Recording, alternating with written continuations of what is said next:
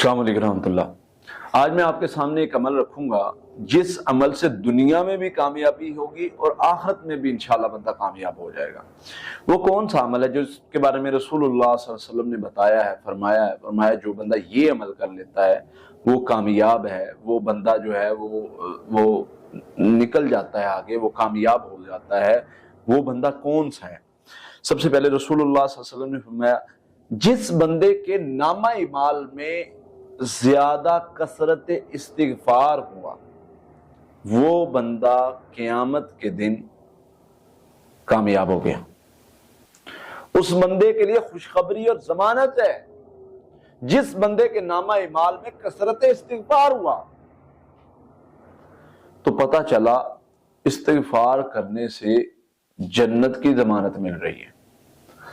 दूसरी तरफ अल्लाह ताला कुरान पाक में फरमाते हैं अगर मेरे बंदों से कोई गलती हो जाए, कोई गुनाह कर बैठे, कोई ऐसा फेल कर बैठे जो बहुत बड़ा गुनाह, तो मेरे बंदों को कहिए कि वो इस्तिगफार करें, क्योंकि मेरे अलावा कोई बख्शने वाला नहीं, मैं ही माफ करने वाला हूं। यकीन करें अल्लाह खुद ऑफर कर रहे हैं, मुझसे माफी मांगो मैं तुम्हें माफ कर दूंगा। इस्तिगफार करो, मुझसे बख्शिश तलब करो। जो कोई बुराई का इर्तिकाब कर बैठा, अपने नफ्स पे जुल्म कर बैठा, अपनी जान पे जुल्म कर बैठा, ज्यादती कर बैठा, मुझसे इस्तिगफार करो, अल्लाह फरमाते मैं माफ कर दूंगा। इस्तिगफार से बेहतर अमल ही नहीं है। और नबी सल्लल्लाहु अलैहि वसल्लम जिस बंदे के नामा इमाल में इस्तिगफार ज्यादा होगा ये तो कामयाब हो गया ये कामयाब हो गया। तो इसलिए कामयाब लोगों में शामिल होने के लिए जरूरी है इस्तिगफार को अपना वजीफा बना ले, इस्तिगफार को अपना अमल बना ले। अल्लाह भी राजी हो जाएगा और अल्लाह ताला आपके लिए खैर के रास्ते भी आसान कर देगा।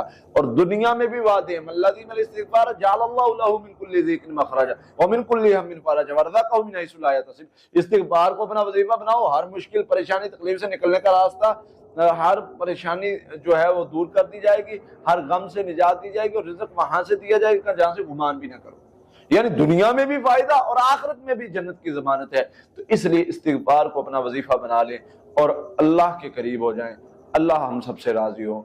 आमीन। अस्सलाम वालेकुम।